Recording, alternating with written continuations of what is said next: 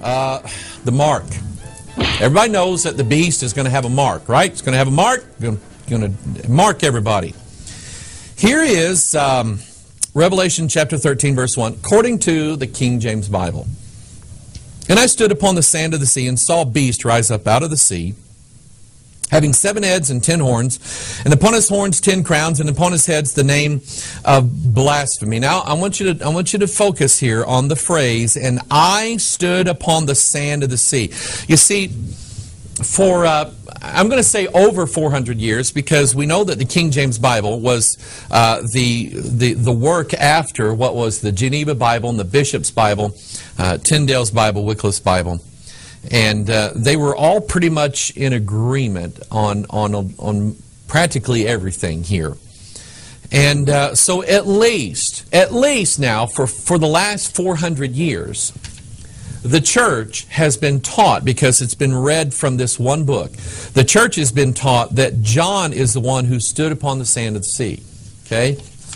And I did not know this until yesterday when I'm putting these notes together. John said, I stood upon the sand of the sea. The NIV and the New American Standard and all these other Bibles, here's what they say. And the dragon stood on the shore of the sea. Why? And the New American Standard has same reading.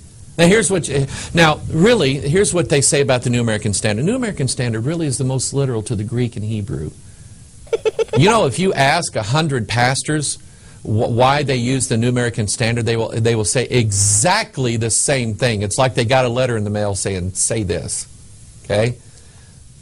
How is it that they know that? They only know it because I had a pastor friend of mine say, well, I use the New American Standard because it's the most literal to the Hebrew and Greek.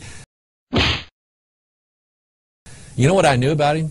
He didn't study the Hebrew and Greek. He did not sit down with the Greek text and actively compare massive volumes of the King James and the New American Standard and say, you know, I think the New American Standard is actually more accurate to the Greek. It's more literal. He didn't do that. You know what he did? He did what he was told. Let me tell you about the New American Standard Bible. Let me tell you about a guy named Frank Logsdon. You know who he was? These guys don't want you to know who Frank Logsdon was. Frank Logsdon was a scholar that they hired. They was going to pay him very well to be part of the New American Standard Translation Committee. And he was told, man, we're going to get a Bible that's literal to the Greek and Hebrew. Oh, okay. And it's going to help the church. It's going to help people understand God. He got on the committee, started work on it. He found out they had an agenda. He found out that there was a conspiracy. He saw them. They were changing the Bible. They were going with texts that should not be gone with. And you know what he did? He said, I quit.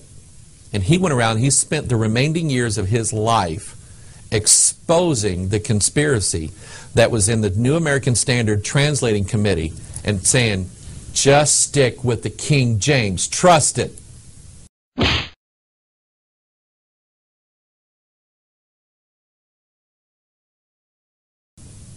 One of their guys came out and told what was going on. But why is, in these Bibles, the dragon standing on the shore of the sea? In the Bible language, when you're standing on something, you own it. Okay? You have dominion over it. You just chase that down through the Bible, that's what you'll see. Do you know what the symbolism of the sand of the shore of the sea is? Genesis chapter 22.